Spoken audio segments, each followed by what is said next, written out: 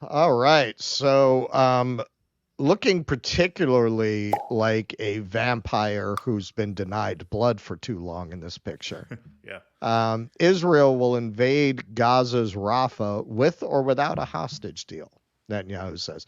So you might have seen Blinken talking about the incredibly generous offer Israel has made. From what I understand, their incredibly generous offer was a 40-day ceasefire in exchange for all the hostages. Incredibly generous. Um, Israel will invade Rafah with or without a deal to release the remaining hostages held captive in Gaza, Israeli Prime Minister Benjamin Netanyahu vowed Tuesday. The idea that we will halt the war before achieving all of its goals is out of the question. We will enter Rafah and we will eliminate the Hamas battalions there, with or without a deal, in order to achieve the total victory, Netanyahu said, according to a statement released by his office. It's not bad. Needs a little workshop. It almost sounds like a Nazi Bernie. That's what it sounds. It sounds like a Well, I guess that's nailed it. Nailed it. I guess that's a better review than I thought. Yeah. Yeah, no, it needs a little workshopping, but it's like it's on the way. It's on the way. It's like 60, 70% of the way there. By the time we have the live show, we'll be there. It's the first time I ever tried it. Yeah. More than 1 million displaced Palestinians have fled to Rafah, the city along the Gaza Strip's southern border with Egypt. For months, Israel's military has vowed to stage an offensive there in order to combat what it says are Hamas operatives and infrastructure located there. Fearing a high civilian death toll and a worsening of Gaza's already dire humanitarian situation, aid groups and international leaders, including the UN Secretary General Antonio Guterres, have urged Israel to scale back its plans or cancel the offensive entirely. More than 34,000 Palestinians have been killed in Israel's military offensive since October 7th, health officials in Gaza say. Meanwhile, negotiations mediated by Egypt over a potential ceasefire deal between Israel and Hamas have raised hopes about the release of some or all of the remaining hostages in exchange for a sequence of ceasefires and the release of Palestinian detainees held by Israel. Netanyahu, whose position now this is interesting. There are people to his right. What a country. Yeah. What a country. Only democracy in the Middle East. There are people this fucking maniac has to placate because they're to his right on this issue. Netanyahu, whose position as prime minister is dependent on a political coalition with ministers even further to his right, now faces increasing pressure from all sides on the possibility of a deal. Quote, a military assault on Rafah would be an unbearable escalation, killing thousands more civilians and forcing hundreds of thousands to flee, said UN Secretary General Guterres on Tuesday. I appeal for all those with influence over Israel to do everything in their power to prevent it. On Sunday, Israeli far-right finance minister Bezalel Smotrich, a member of Netanyahu's war cabinet, said on the social media site X that agreeing to a deal would be a humiliating surrender and an immediate existential threat to the state of Israel. If you decide to raise the white flag, Smotrich warned, addressing Netanyahu directly, your government will not have the right to exist. Fellow hardliner Itamar Ben-Gvir, this is the guy who wanted to nuke them, right? Wasn't that Gvir? Or, oh no, he was the one who called them animals. No, Yoav Galan is the one who called them animals. Ben Gvir is the one who said we need Isn't to he do the nuke one? Voluntary relocate, some Orwellian term for forcing them out, right? Maybe he wanted to nuke them too. I don't know, but I know the line I most remember him for is like voluntary displacement or some shit like that. Yeah, we have the smartest chat. People in the chat will know. Yeah, we have very smart people here. The national security minister made a similar threat Tuesday.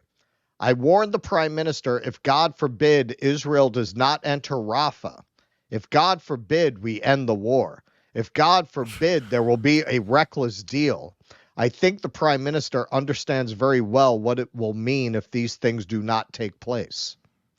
If right-wing parties withdraw their support for Netanyahu, the prime minister will be forced to form a new coalition in order to stay in power. Opposition leader Yair Lapid has previously offered to serve as a political lifeline for Netanyahu in order to reach a deal to free the hostages. They all took these Star Wars names after the establishment of Israel in order to sound like they belong there. Yeah, exactly. Yeah. Jews haven't had names like this in a couple of thousand years. Yeah, no, it's like these are like their grandfather's names were like, Shlomo Murkowski or something like that. Exactly. Yeah. Exactly. Yeah. Okay, so this was a video that's been making the rounds where Netanyahu basically describes his vision, his genocidal intent, his justification for it, takes a swipe at the ICC. It's pretty much what you would expect. So let's see what the esteemed leader of the Middle East only democracy had to say about all this. ברצועת עזה נמשכת. אני מבקש לשלוח תנחומים למשפחות של עידו אביב וקלקידן מהרי, השם ייקום דמם. אנחנו משלמים מחיר יקר במלחמה שלנו נגד מפלצות הטרור. נפגשתי היום עם נציגים של משפחות נופלים ומשפחות חטופים. אמרתי להם, אנחנו נשלים את יעדי המלחמה. אנחנו נפנה את האוכלוסייה האזרחית כדי שנוכל להתמקד במחבלים כפי שעשינו עד עכשיו. אנחנו ניכנס לרפיח כי אין לנו ברירה אחרת. אנחנו נשמיד את גדודי החמאס שם, אנחנו נשלים את כל יעדי המלחמה, כולל השבת כל חטופינו. עכשיו יש הרבה כוחות שמנסים למנוע מאיתנו לעשות זאת, ולאחרונה הצטרף אליהם כוח נוסף. בית הדין הבינלאומי הפלילי בהאג. לבית הדין הזה אין לו שום סמכות על מדינת ישראל. האפשרות שהוא יוציא צווי מעצר על פשעי מלחמה נגד מפקדי צה"ל ומנהיגי המדינה, האפשרות הזאת היא שערוריה בקנה מידה היסטורי. 80 שנה אחרי השואה, הגופים הבינלאומיים שקמו למנוע שואה נוספת, שוקלים לשלול ממדינת היהודים את זכותה להגן על עצמה. להגן על עצמה נגד מי? נגד אלה שבאו ועודם פועלים באופן מוצהר לבצע בנו רצח עם. איזה אבסורד, איזה עיוות של הצדק וההיסטוריה. זאת תהיה הפעם הראשונה שמאשימים בפשעי מלחמה מדינה דמוקרטית שנלחמת על חייה לפי כל כללי הדין הבינלאומי.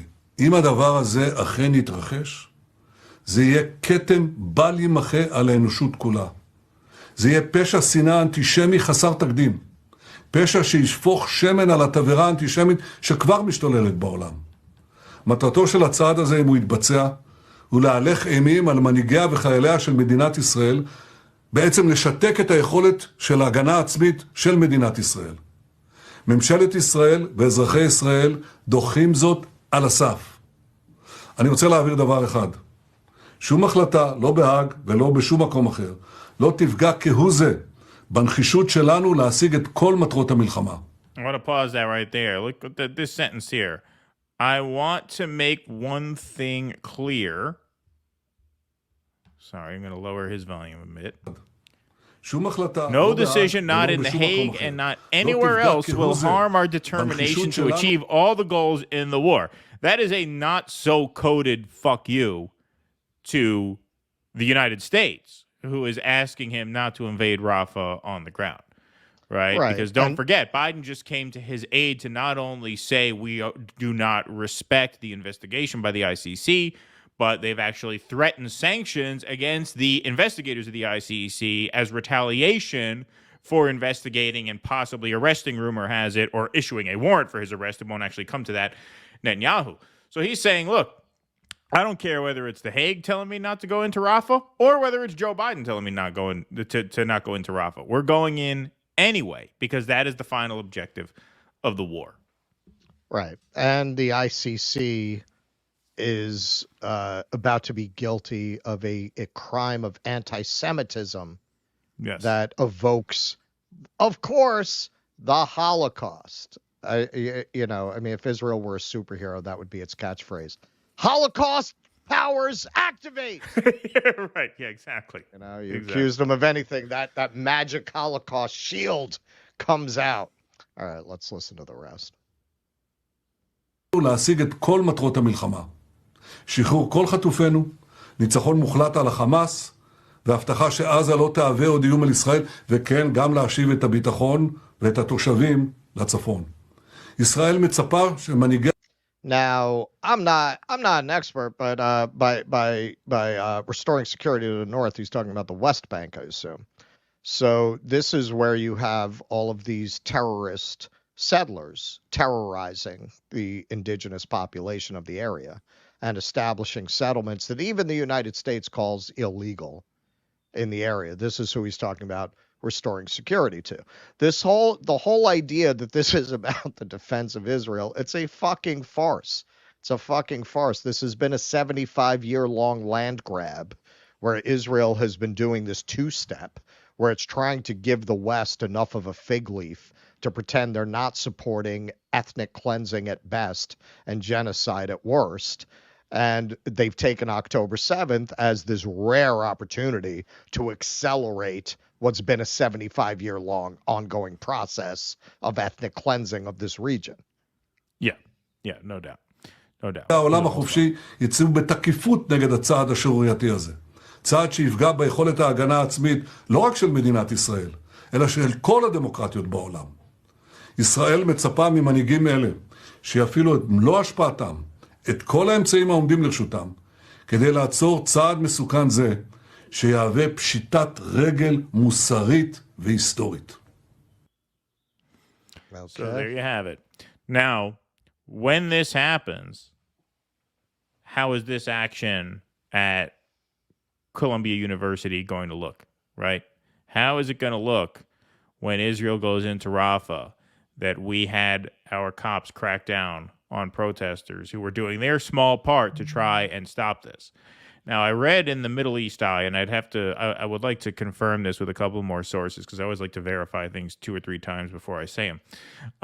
But what I've heard from that outlet is that they're actually going to set up checkpoints out of Rafah for women and children, but that they're not going to let men through. Now, what does that tell you? That tells you that they're planning on going in there and mowing the lawn. They don't want to have to parse combatants from civilians once they get in there. And if there are women and children there, that means they're going to have to parse that. So they want to get the women and children out so that it's open season on the men. Again, I cannot report that as fact, although Middle East Eye has a pretty good record. I mean, they're pretty good. That's not like the National Enquirer, right? Like most of their stuff, almost all of their stuff actually checks out. So I'm not trying to cast doubt on them. I'm saying when I hear something like that, I like to check it 2 or 3 sources over before I could say it as fact. But whatever happens once they go into Rafah, you know that the death count is going to skyrocket. Every human rights organization has said that. Every mainstream media outlet has said that. Joe Biden has said that. Anthony Blinken has said that. Like, that's not debatable. That's why they're trying to get them to call it off. But they're not going to. Quite simply, they're not going to. And what this all comes back to, and Russell has made this point before, also based on reporting that we don't know for a fact, but this theory makes a hell of a lot of sense to me because it was reported in the Times of Israel that the United States said they would greenlight an invasion of Rafah in exchange for a limited escalation of tensions between Israel and Iran. And so that makes a lot of sense because, like I said last week or earlier this week, whenever the hell the shows were, it's like time has folded in on itself. It's like all of a sudden we're back to November of last year where we're demonizing protesters and the media is just parroting the Israel narrative all over again. That suggests that some arrangement has been made because we went from warning them very loudly and sternly, do not cross our red line. We went from warning Joe, grilling the, Israeli guy, whatever his name was, about Hamas and Qatar, and we saw their panelists were advocating sanctions, and now we're back here again. That is a signal, that's Russell's interpretation, and I think it's right. That's a signal that something terrible is coming and that they figured out a way to rationalize it without cutting ties permanently, right? So this red line is no longer a red line, that they're free to cross it. Why did we do that? Because they're going to cross it anyway, because they know that they could do whatever they want and we'll back them anyway. And so what we in America, and by we, I mean the American government, not we the people, but what our government has decided is the best way to go about this is we'll make a deal to soften the red line, and we will just revert back to our first narrative and try as best we can to pitch that. And that's why you saw such a vicious crackdown on these campus protests, because now all they can do is enforce their point of view through state violence. Because at the end of the day, what the state has that the people don't is a monopoly on quote-unquote legitimate force. And they will use that when all else fails, and all else has failed. And here we are. Please clap.